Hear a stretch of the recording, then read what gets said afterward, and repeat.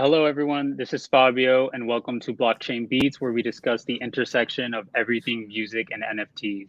Our guest here today features Lackhoney, a multifaceted artist with a wide range of flows, from soft and intimate to hard-hitting and in-your-face. Today, we explore his track Trip and discuss his experiences with NFTs as a musician. Thank you for coming. No problem. Thanks for having me. So I guess for those who may not be too familiar with you, can you tell us a bit about yourself and walk us through your background with music? Sure. Yeah, so I started making music in the end of high school, but I was in band before that. So I was always the nerdy kid that was getting really excited playing Pirates of the Caribbean on clarinet. And over the years, I decided that I wanted to make music. And being South Asian, just the culture is like we're all very cheap for the most part, or at least I am. And so I decided I wasn't going to pay anybody to do production for me or mixing and mastering once I decided I wanted to make songs. So I taught myself all those skills.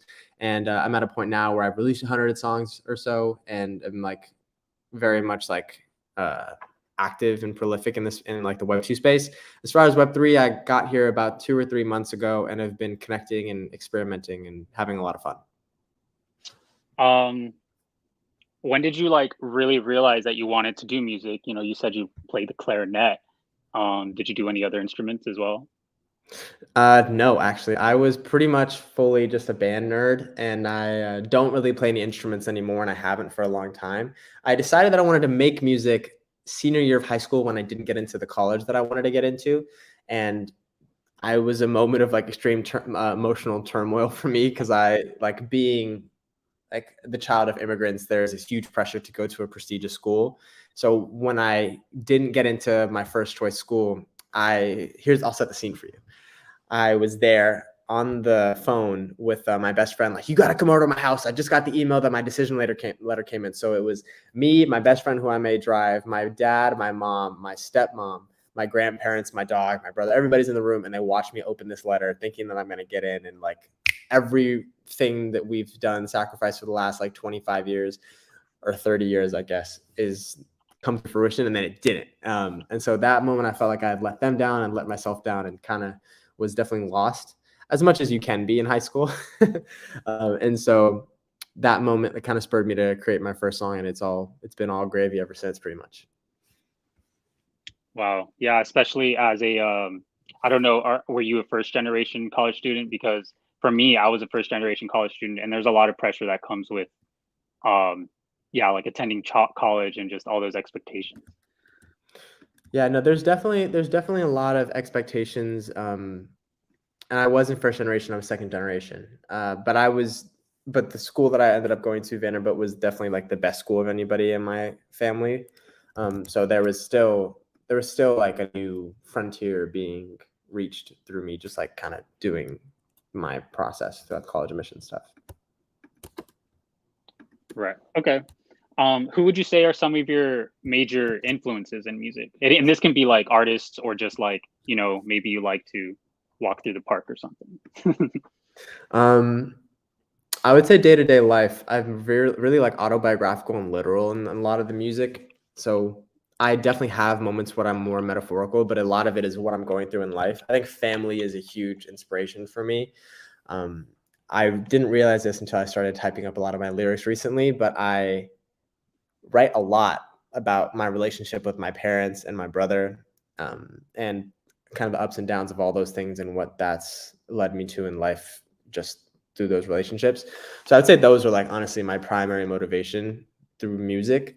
As far as artists that I love Tierra Whack, I love Smino, I love Saba, I love Drake, J. Cole, Kendrick is like obligatory, Kanye.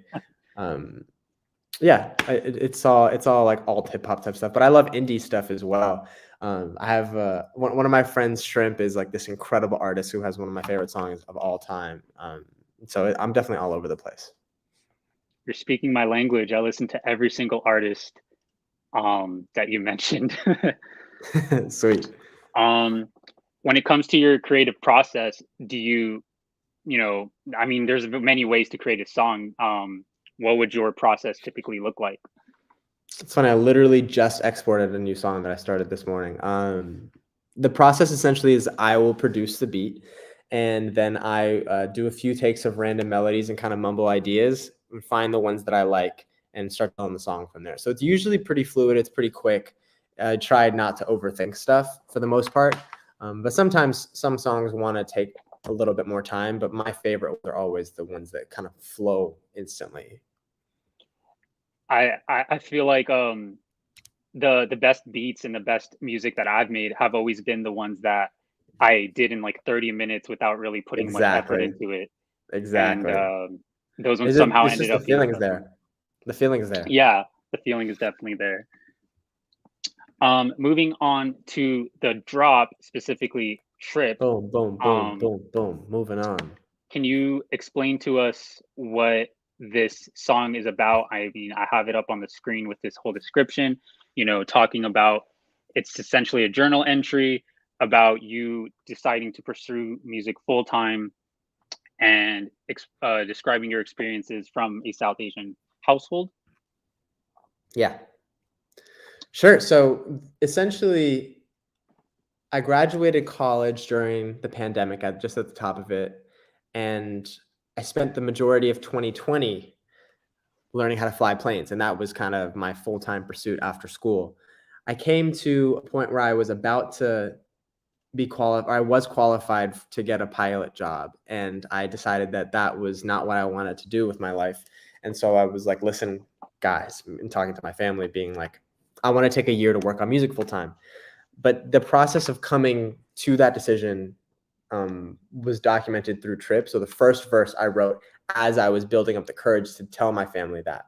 And the second verse I wrote months later after I was already in Nashville pursuing music full time and had gone through some trials and tribulations already. And so I think throughout everything, feel really strongly that there is a divine connection between me and like the messages that I receive and like the encouragement that I get from like the universe to keep going. And so I talk about some of those in the song. One of them is I just decided that I was going to have to tell my parents that I wanted to like abandon the safe path and go do this thing. And I looked up from where I was at the airport and there was just like NLE Chopper right there. It was like one of the most famous rappers. It's just out of nowhere, completely randomly. Another time I was having a really down period, and it's always seems like it's darkest before dawn for me in like a very real way, where I was like driving around my old college where I thought I was gonna like graduate and make six figures instantly, and instead I had chosen to not do that. And so I was delivering food to college kids that I used to be older than it used to be like mentoring. Now I'm like delivering their food. So it was this weird ego check moment for me. And I looked up at the sky so dramatically. It's like cringe at this point to even say it. But I was like, what am I doing with my life? And then the next day, Drake's producer, Super Mario, like asked to work with me. Russ is another person who like called me, like the artist Russ called me at like 1:30 in the morning one time randomly, like, yo, your music is incredible, like giving me a lot of validation. And so there was like really high highs in those moments and really low lows as well, where I like have definitely been in the fetal position and felt like I was being ripped apart into a million pieces because of like conversations I've had with family. And so all of that, and unpacking a lot of those experiences is what Trip is about, which is why it's like really important to me. That's actually very like inspirational, and it like, especially because you were writing it as you were experiencing it. A lot of Yeah. songs definitely feel more retrospective, but you were literally going through the process. Yeah. Can you explain the perks? Is there any these are the ones here: airdrop for the collector key, video chatting with you, and your endless gratitude and love. Yeah, so the perks are all written out in there. Essentially, like the collector key is an NFT that I've created that is basically the token to get within the Discord community and kind of be on the inside of what's happening for me over the next few months. I'm looking at like Web3 in a three-phased plan. So the first is kind of these Lucy drops. The second is where I'm doing more collaborative work with other artists. And the third is my own collection of NFTs. So the people with the collector key is basically my way to loop you into this future to come. We're going to be making decisions in there about what songs get dropped, how the marketing comes out for those songs in the Web3 context. And as the projects unfold, there's a lot of like fun gamification and stuff that I have planned. And everybody who supports on this front end of this whole process gets the collector key and gets to be a part of that whole journey. And then video chat with me if you'd like. I like have had the best experiences having one-on-one conversations with people within the space, and that's where the majority of my learning and feeling of connection to the Web3 music space has come. And then obviously my gratitude and love for sure. It's very amazing to see you experimenting with NFTs and how they can act as like a means of access to access you and a community, especially because there's a lot of different ways that people are doing that right now as a musician. Totally. Okay, so now I will play the song, and I will say, because I've already heard the song is really good. Mixing thanks, is man. great. And I'm ready for the whale community to hear it. Beautiful. Shout out to the whales.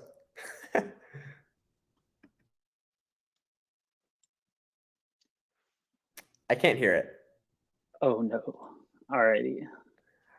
I can just sing for you. That's the song pretty much. I will send the link so they can hear it. But unfortunately, I do have issues with the audio at the moment. Okay, no problem. How has COVID specifically impacted you as an artist and your process and everything? I would say that it has allowed me to focus more and probably practice more on making music. So I feel like much better than I was before COVID. I'm really insular with my whole process. So I produce, mix, master myself, and I'm literally sitting here with my recording setup, which I just set up really quick this morning. So I'm really mobile. So honestly, it hasn't like hindered me at all. If anything, it's like provided me opportunities to grow and practice more. So I've been really lucky throughout the whole pandemic process for sure. That's interesting, especially because you like with quarantine, you have such a lot more time to be able to hone in on your art. Facts. Super true. Okay, we're gonna try again. This should work this time. Hey, low-key is not important. Hey, there it is. Hey, low-key is not important, but I wanted to leave a message so you can. This is hip hop, baby. Shabbat shalom, okay, hallelujah, my neighbor. My skin look brown as fuck, I'm khaki color, Jake from State Farm. I ain't really half a singer, but I auto-tune, okay, I learned the skills I got because belief was in my nature. Tried to play me like a fool, I fool around and turn the table. Playing pool with my boo, when a dude try school, then I pulled out the K-less sprayer. How's your day, I ask a question, God hit me the chiroprac on these tracks and let them pay us. Aha, let them pay us. Song inside recorded 3 a day. Attracting more bills from inside a booth than matinees. And still wondering how I had a doubt that it would end okay. And any chopper done came to me as a disguise. Omen from universe telling me it will be alright. Internalize the signs and observing every alignment. Mama said to ride the waves and then snowball them into titles. Till I'm stacked up like the legend that done made title. Nipsey songs and Deepak Chopra that done been my Bible. I'm Santiago wearing brown face. One way on my highway. Blessings coming our way. Communing with Yahweh. All that doubt I had in past only bring up my flaws. Audio books, driving delivery, policing my thoughts and playing my cards. Moving with hope and praying to God. Going from rented room to studio all covered with blacks. 8th grade they told me I just wanna be black. Whatever. I'm going on a trip. Hey, low-key it's not important, but I wanted to leave a message. Save it, so I can end up on an album.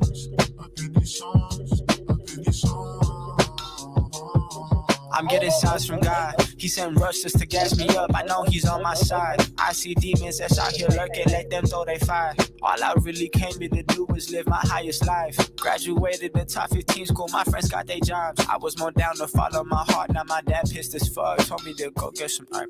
Okay, I'm up in here on the same damn mic. Doing songs every night and it's all independent. I'm only going outside just to drive every night. Putting pride to the side and I swear I'm a I can take a shot to the ego. I ain't trying to cut my spirit though. I ain't trying to live off fear though. I ain't trying to shed no tears no less. I'm working and I'm aggravated. Okay, the lesson that I learned from driving Postmates as my job was that I got to go so hard so I could dip off and retire. Okay, this shit is not for me, but I'm making the sacrifices I need to make to do whatever it is that I want to do. That is make my music and my album. That's the truth.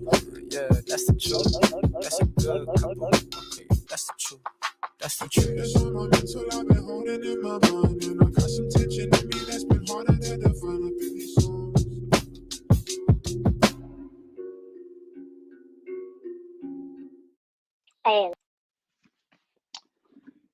Yeah, Woo! such a great song. I was doing the head bopping. I almost broke my neck there, but I'm good. Um, Man, gassing and me. yeah, I love how, with you presented the lyrics here, and I think the lyrics are very important, especially because there's many times where I'll be listening to a song and then I'll decide to look up the lyrics, and then just by reading it as I go on, it'll just hit you in a different way for some Mm, reason. At least that's been my experience, because then I'm like, oh, you know, especially this Postmates line right here. I'm just like, wow. yeah, facts. So you had the experience with this song specifically where you were able to like kind of feel a little bit more from reading along with the lyrics. Is that your experience with it? Yeah. That was personally my experience, because I did it once just listening, and then I realized the lyrics were down here, so then I was following along, and then I don't know, something about just reading it as I'm listening to it just kind of like makes me have a more holistic perspective on your, on what you're saying. Beautiful. Um, we do Sweet. have some questions from our Discord whale community chat if you have some time. Oh, sweet. Yeah, of course. Sounds awesome. Since traditional music is still finding its way and bridging into Web3, what do you think is the key to connecting with a new audience in the NFT space? The onboarding question for sure. So I think a lot of the work is going to be done by platforms. A lot of the work in terms of like incentivizing new people to actually join the Web3 community is going to be done by artists. But I think that by and large, there needs to be an easier on ramp and lower gas fees so that when people come via the easier on ramp, they don't have to pay more money than your NFTs are worth to contribute to them. I think we're in a really cool spot right now because a lot of those solutions and a lot of the platforms that are going to be here long term haven't even been created yet. Layer twos exist, but the widespread accessibility of them isn't to the point where you can onboard a ton of people seamlessly yet. There's still a lot of like techie BS that has to be done. So to me, I'm excited for like the tech to evolve. I'm excited for the artists to be putting on for the tech, like as we understand it and as it's like explained to us more. Yeah, but I think it's gonna be. I think people like Nifty Gateway are doing a great job of bridging the gap by making like USD accessible on the blockchain as a starting point. I think long term, we're going to need to have people that are just with their wallets on the chain. But I think starting out having the USD on ramp is as a first way to experiment with like how do I buy an NFT? What is this whole thing about? Is a cool like very necessary first step. 100%, especially because if you're just, just coming into the space, seeing things priced in ETH can be kind of confusing. Super. Yeah. It's like ridiculous. All right, one more question. Oh, yeah, go ahead. No, go on. Don't remember what I was going to say. No problem. Wait, are people watching this right now? Yeah, they are live people are watching through Twitter Spaces, YouTube stream, and are live on our Discord. Do you know how many people are watching? I can get those numbers afterwards. Cool. Hello, everyone. Do you have a particular practice routine? Music is an art form. We all want to hone our skills. Is there anything you do to improve or, Lately, I haven't been, but over the pandemic, I was really, really disciplined about recording 2 to 3 songs every single day and producing them from scratch and mixing, doing everything from scratch. I think that's like what I was talking about earlier, where the pandemic gave me opportunity to really excel skill level wise to the point where even now I feel like the songs that I recorded 4 or 5 months ago are just, except for a few of them. Trip is one of them that's like over a year old and I still really like, but a lot of them don't stand up, which I think is every creative. But for me specifically, there's like a night and day difference between pre-pandemic songs and now. It's like completely different world. I mean, yeah, years separated will do that, especially just, looking at your past work compared to now, and especially with like just other artists in general. What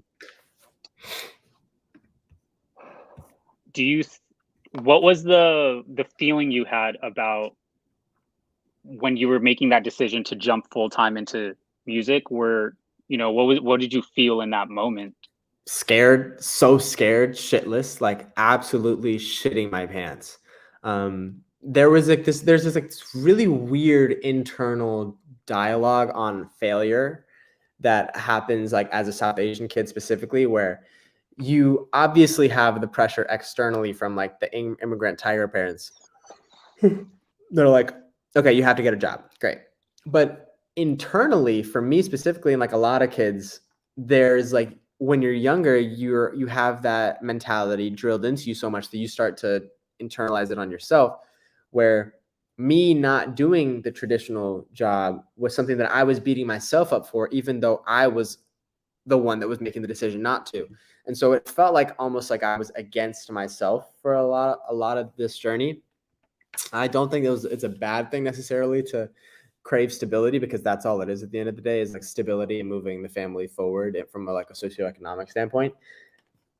But that was definitely one of the things I was not expecting. Well, we're thankful you did, because you've blessed us with all of this music that we can just bump in the car having a good time. Thanks, man. Last question.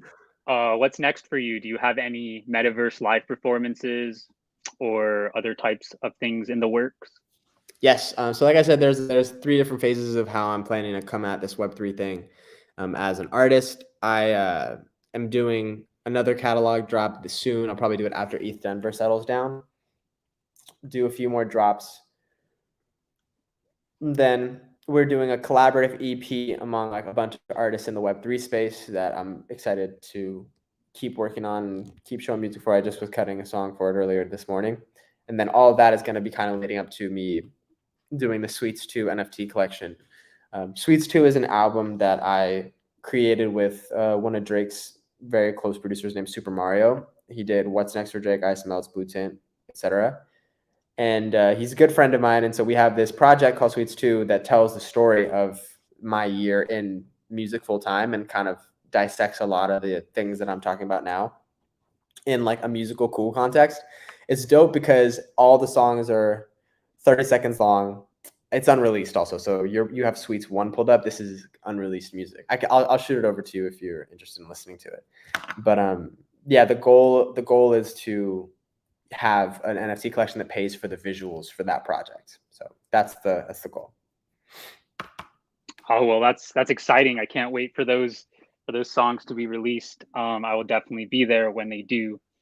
Thank you for coming on and sharing your experiences and your music. No problem. We look forward to having you in the future.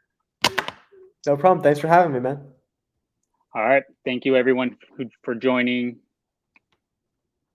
Bye-bye. Thanks, everybody. Bye.